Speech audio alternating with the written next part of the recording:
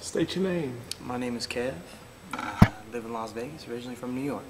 Right on. How long you been in Vegas? Coming on 12 years. I moved out here when I was 17 with my family, so going on 29, so about 12 years. And you like it? I do. This city, I'm sure we can all agree, is a mental test, you know. Temptations here and there, you know, handed out like candy at the candy store, but you know, as long as you keep your head on straight, you stay focused on your goals and ambitions, you could be all right. If. Sure. If. There's definitely an if. There was a key word in that sentence. You know, I work with people that, you know, get a paycheck and, you know, run straight to the casino floor and try to double their paycheck, you know, like everything from gambling to drugs to drinking, you know, there's a lot of addictions that you have to steer clear of out here, and it's just survival of the fittest. Make a long story short, you know, you just got to keep your goals and ambitions in order and stay focused, you know, whether you're in school or out of school, just keep yourself busy and you'll be all right. I mean, I think, you know, living here, I've learned a lot, you know, I've seen a lot, I've went through a lot for sure, but, you know, you just got to stay positive, stay faithful, you know, it's definitely what matters. So did you grow up with faith? Yeah. I was born and raised, you know, I come from an Italian family, so, you know, born and raised Roman Catholic, you know, went to CCD, till about, you know, I was confirmed, had my Holy Communion, was baptized, stuff like that. I always went to church and stuff, so definitely for sure. How old were you? Well, do you still go to church? I don't, no. So how old were you when you stopped going? I'd say, I think when my mom kind of gave me the freedom to not go, I'd say. So I'd probably say about 14, 15, probably around then. Yeah. As a kid, could you honestly say that like you really believed? No, I think as I get older, you know, I definitely saw, you know, when I was little, she would give me the dollar to put in the basket, and I would focus on the dollar the whole time and see, you know, what I can fold it up as. But, you know, I was little back then, so I didn't really, you know or understand. But, you know, as you get older, you know, you start to realize your faith and, you know, what it is you believe in and, you know, how to stay positive and how, you know, different ways to stay positive, you know what I mean? I pray every night, you know.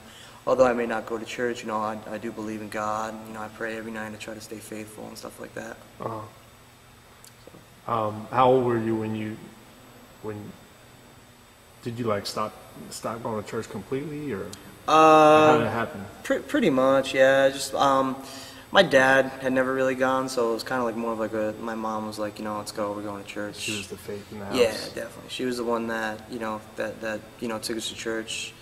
You know, Easter Sunday, stuff like that. You know, do you ever feel it was forced upon you? I wouldn't say forced upon me, no. Because, I mean, if I said no, you know, she could have been like, you didn't, you know, you don't have to go. You know what I'm saying? So right. I went, for sure. It's definitely been a while, I'd have to agree. It's been a long time since I've been to church. Yeah. For sure. When was the last time you read the Bible? I'd say a very long time, man. Probably about 5, 6, 7, 8 years. It's been a long time, for sure. Yeah.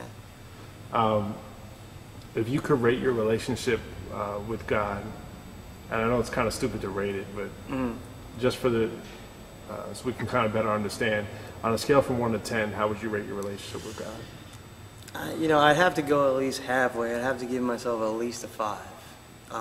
You know, I do not go to church. I don't read the Bible, but I'm a very faithful person. You know, I always believe in a higher power, you know, in Jesus Christ. And, you know, basically, make a long story short, church really taught me to be positive in life and, you know, to always keep a smile on your face and, you know, to always pray, you know, pray for, you know, everything, you know what I mean? Not just my life, but, you know, everybody else's lives, you know, a better life for everybody, a better outcome for everybody, positivity, you know, things of that nature. So I have to give myself at least halfway. You know, I might not go to church or read the Bible, but I got to give myself Do you a 5. think that you need to go to church in order to be acceptable in God's eyes? Me personally, no, I don't think so. Definitely not. Okay. So you said that you're like a 5 in that scale. You put yourself halfway. Yeah. What could you do right now that would improve your relationship with God?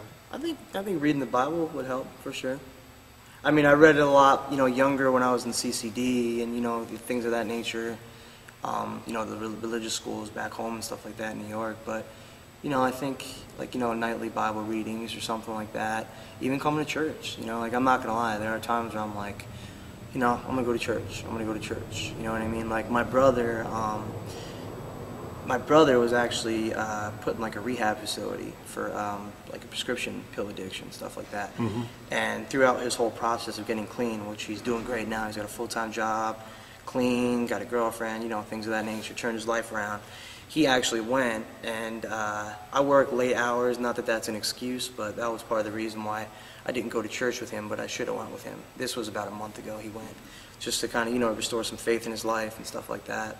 And that, I definitely kicked myself in the butt for not going, for sure. Definitely. Cool. Is there anything else you want to share? I love my life. I'm happy to be here. You know, I wake up every morning, I feel blessed, you know. I think we've all been through trials and tribulations in life, you know, whether it be personal issues or family issues or, you know, just issues, period. You know, life's not easy, but you just got to stay positive, stay faithful, and believe in God, for sure.